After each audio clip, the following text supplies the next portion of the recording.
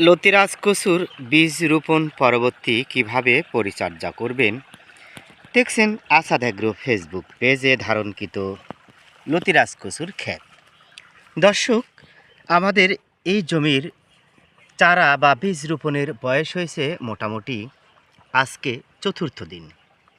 দর্শক, আমরা তৃতীয় দিনের মাথায় আগাছানাশক ওষুধ ইউরিয়া সারের সাথে মিশিয়ে এই জমিতে আমরা ব্যবহার করেছি।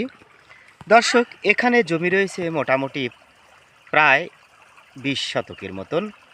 আমরা 50 গ্রাম আগাছানাশক ওষুধ 10 কেজি ইউরিয়া সারের সাথে মিশিয়ে প্রয়োগ করেছি।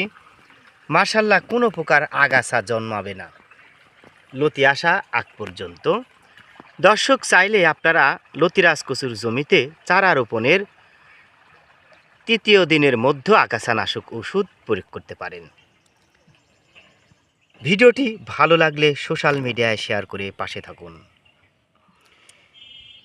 ওষুধ প্রয়োগ করার পর অবশ্যই আপনারা নিয়মিত 10 দিন পানি সেচের ব্যবস্থা রাখবেন।